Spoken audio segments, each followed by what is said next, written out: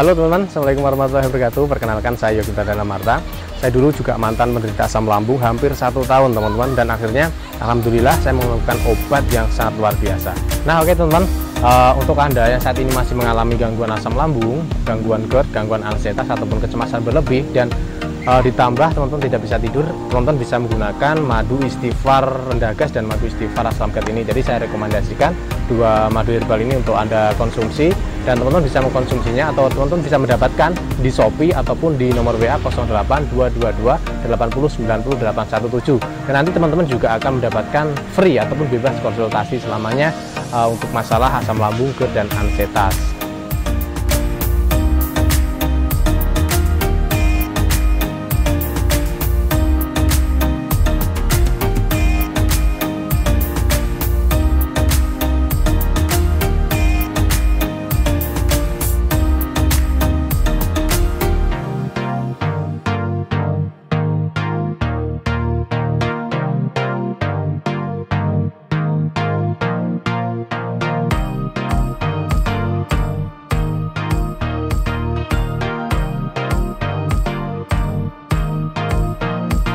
Halo teman-teman, Assalamualaikum warahmatullahi wabarakatuh. Saya sekarang sedang di Kalibendo. Jadi Kalibendo itu ada di Kediri ya. Kebetulan ini ada di dekat rumah saya, dan ini cari suasana baru. Oke teman-teman, untuk yang baru bergabung jangan lupa subscribe dan nyalakan notifikasi atau tanda lonceng supaya teman-teman tidak ketinggalan informasi-informasi terbaru ataupun video terbaru dari channel ini, tentunya informasi masalah penyembuhan asam lambung, GERD, dan ansietas gitu ya. Nah oke teman-teman, di video kali ini saya mau menjawab pertanyaan-pertanyaan lagi dari teman-teman yang diberikan melalui kolom komentar. Ya mungkin nanti semoga bisa membantu teman-teman semuanya untuk menjadikan referensi ataupun supaya teman-teman tidak terlalu takut dalam menghadapi masalah sakit asam lambung, sakit GERD, ansietas, dan gangguan tidur gitu ya. Oke, kita mulai dari pertanyaan yang pertama. Jadi saya lihat HP, nanti saya tampilkan untuk pertanyaannya ada di sebelah sini ya teman-teman, ada di layar sebelah sini. Nah jadi ini ada pertanyaan yang pertama dari Mas Amel Channel ya, ada dari Mas Amel Channel. Ini pertanyaannya adalah kenapa saya sesak nafas saat tengah malam saat saya tidur. Oke, jadi masalah sesak nafas ini dan terjadi di malam hari ketika tengah malam ya kita tidur itu hal yang lumrah. Jadi itu bisa jadi faktor utamanya pertama kita makan sebelum tidur. Jadi jeda antara makan dan tidur kita terlalu dekat. Itu bisa mengakibatkan kita kaget, terus kemudian kita seperti sesak nafas di tengah malam. Dan kemudian yang nomor 2 itu kita adalah tidurnya tidak terlentang. Maksudnya tidak tidur kita terlentang dan tidak senderan. Itu bisa mengakibatkan kita sesak nafas di waktu malam hari gitu teman-teman ya. Jadi solusinya teman-teman harus tidur nyender miring ke kiri, terus kemudian jeda antara makan dan tidur itu diperlama lagi, paling tidak 1,5 sampai 2 jam gitu ya. Nah itu jawaban dari saya. Oke, kita lanjut. Ini kita pertanyaan yang kedua. Ini dari Pak Rino Amanat. Pertanyaannya adalah, saya juga begini, sholat Jumat parah, badan kayak goyang, lihat ke bawah malah lama-lama kayak mau gak fokus, gemetar jantung, deg-degung, parah banget rasanya. Oke teman-teman, kebetulan saya juga pernah mengalami hal ini ya beberapa tahun yang lalu. Jadi ketika kita mau sholat Jumat itu pertama kita sudah was-was, kita sudah takut ya, karena nanti yang kita takutkan biasanya di rokat pertama itu kita akan merasakan seperti ada gempa, seperti oleng, seperti mau jatuh, seperti mau pingsan dan sebagainya gitu kan. Nah ini saran dari saya seperti yang kemarin. Jadi teman-teman yang masih merasakan hal ini ataupun sensasi ini, teman-teman cukup nanti ketika datang ke masjid mau Jumatan, teman-teman cari tempat yang dekat dengan tembok.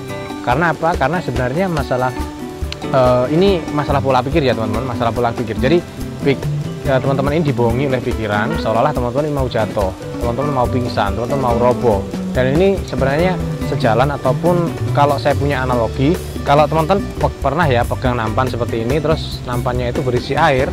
Nah jadi ketika teman-teman itu semakin memperhatikan air ini, semakin teman-teman takut untuk tumpah, semakin teman-teman lihat seperti ini kan, itu justru yang terjadi adalah seperti ada gempa, getarannya semakin kuat, dan akhirnya teman-teman airnya itu banyak yang tumpah gitu.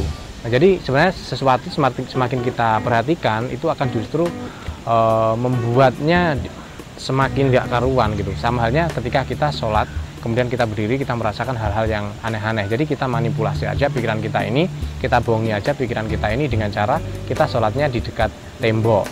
Jadi nanti kita punya mindset, Nanti kalau saya mau jatuh, saya ada tembok, ada tempat untuk bersandar, ada tempat untuk berpegangan seperti itu. Jadi nanti Anda akan sedikit lebih tenang gitu teman-teman ya, itu saran dari saya. Oke, kita lanjut dari Pak Acun Gaming ya ini. Pak, boleh nggak makan sayur kol sama tempe? Saya penderita asam lambung dan GERD. Oke, ini masalah pertanyaan makanan ini juga banyak banget ditanyakan oleh teman-teman. Jadi sebenarnya masalah makanan pantangan asam lambung itu ada beberapa yang pokok ya teman-teman. Jadi ada coklat, ada es, ada yang terlalu gurih, ada yang terlalu pedas, yang terlalu asam, kemudian juga santan-santanan. Coklat tadi udah, produk susu-susuan itu teman-teman ya. Jadi bersoda, alkohol seperti itu ya. Jadi sebenarnya makanan-makanan yang harus dipantang wajib itu hal itu teman-teman ya. Ada beberapa itu. Dan untuk makanan-makanan yang lain itu memang cocok-cocokan. Kalau memang cocok dilanjutkan, kalau nggak cocok ya dihentikan gitu aja. Tapi kalau untuk makanan kol sama tempe itu tempenya boleh. Kalau kolnya ini cocok-cocokan. Kalau cocok tidak kembung, tidak begah dilanjutkan. Kalau memang baru makan kol terus kemudian perutnya begah, terus kemudian perutnya kembung, itu berarti tidak cocok karena kol itu sendiri juga mengandung banyak gas gitu ya. Oke, semoga membantu. Kita lanjut ke pertanyaan yang selanjutnya. Ini dari Pak Ahmad Soleh. Ini pertanyaan adalah, Mas, saya mau tanya, semua sensasi saya sudah tidak berasa lagi, makan pedas pun sudah bisa, tapi kenapa ya sekarang yang timbul meriang, ini meriangnya hilang timbul, ini sudah yang sekian kalinya meriang. Apa ini dari lambung juga ya, Mas? Terima kasih, Mas, sebelumnya. Oke, dari Pak Ahmad Soleh, terima kasih. Dan ini untuk jawaban untuk teman-teman semuanya. Jadi saya itu dulu juga pernah mengalaminya, teman-teman. Jadi meriangnya itu biasanya menjelang waktu malam ataupun menjelang petang kayak gitu ya. Nah, itu jadi rasa meriang itu biasanya diikuti dengan rasa panas di tubuh teman-teman ya. Tapi rasa panasnya itu sebenarnya tidak dari peningkatan suhu, tidak, tapi dari dalam tubuh. Dan itu ketika kita termometer itu juga nggak ada peningkatan suhu tubuh kayak gitu. Cuma kita merasakan panas saja dan meriang. Sebenarnya meriang itu sendiri juga bisa berasal dari radang ya, dari peradangan atau luka lambung, luka tenggorokan, luka kerongkongan ataupun luka dari peradangan esofagus itu yang diakibatkan dari tingginya asam lambung kita gitu ya. Jadi saya sarankan ya tetap konsumsi makanan-makanan yang sehat, hindari makanan-makanan pantangan asam lambung, dan juga alangkah baiknya kalau perlu teman-teman konsumsi madu istighfar aslamgat itu juga untuk membantu peradangan, menyembuhkan luka, meredakan asam lambung, dan juga mengatasi masalah gangguan tidur ataupun kecemasan berlebih gitu ya. Oke, semoga membantu. Kita lanjut ke pertanyaan selanjutnya. Ini ada dari Bu Ana Margareta. Mas Yogi, kenapa ya kalau kecapekan kok malah susah tidur? Oke teman-teman, kalau orang normal ya, kalau orang normal itu kalau kita capek kita tidurnya akan nyenyak ya. Itu kalau orang normal tidak mengalami gangguan kecemasan ataupun gangguan asam lambung. Tetapi untuk orang-orang penderita asam lambung, penderita kecemasan berlebih, justru kalau kita kecapean tidur kita nggak akan nyenyak. Karena apa? Ketika kita kecapean yang terlalu tinggi ya, terlalu berlebih, itu otomatis asam lambung kita naik teman-teman ya. Asam lambung kita naik, asam lambung kita tinggi, memicu kecemasan juga. Akhirnya justru tidur kita nggak akan nyenyak karena kita terganggu oleh naiknya ataupun tingginya asam lambung yang ada dalam tubuh kita gitu ya. Jadi saya sarankan tetap beraktivitas tapi jangan yang terlalu berat gitu ya. Oke, kita lanjut. Ini ada dari Bu Ernest Nai. Selamat malam ya. Saya sudah agak baikan, tapi yang saya rasakan sekarang sering sakit kepala, dada bagian kiri nggak nyaman, sesak nafas, perut begah. Kalau sudah kambuh, perasaan cemas mulai timbul. Terus dari lengan sampai jari tangan bagian kiri sering kesemutan dan leher mengganjal. Oke, untuk Bu Ernest Nai ini saya sarankan untuk EKG karena memang sebenarnya begini, masalah GERD atau asam lambung itu hampir mirip dengan gejala jantung ya teman-teman. Tetapi memang ada perbedaan. Kalau jantung, kalau kita di EKG ataupun direkam jantung itu otomatis ada masalah, tidak normal gitu. Tetapi kalau lambung ataupun GERD itu kita di EKG itu hasilnya normal, tetapi gejalanya itu mirip dengan jantung gitu. Saya sarankan EKG dulu, datang ke dokter dulu, terus kemudian dapatkan diagnosa ataupun tegak diagnosa dari dokter. Nanti kalau sudah dapat tegak diagnosanya, tinggal bagaimana pengobatannya gitu ya Bu. Oke, kita lanjut. Ada dari Bu Fani Amelia Putri. Mas mau nanya, saya berderita asam lambung kok yang saya rasakan badan lemes dan les-lesan, terus itu terjadi sore sampai malam padahal udah sering makan. Rasa les-lesan ini juga dulu saya alami, malah justru dulu saya itu lebih parah teman-teman ya, ketika sholat sholat id kala itu rasanya itu lemes kayak mau pingsan seperti itu. Jadi memang yang harus kita jaga, pertama makanan harus kita jaga, terus kemudian kita nggak boleh terlalu capek. Terus juga ini ya teman-teman, tidur kita usahakan jangan sampai begadang. Kalau memang bisa waktu tidur di malam hari jam 8, jam 9, usahakan maksimal jam itu sudah tidur gitu ya. Les-lesan itu hal yang lumrah, apalagi kalau parah-parahnya gitu ya. Jadi kalau sarannya apa ya, sarannya tetap lakukan 3P kalau masih seperti ini, karena ini biasanya dialami oleh orang-orang yang baru sakit asam lambung.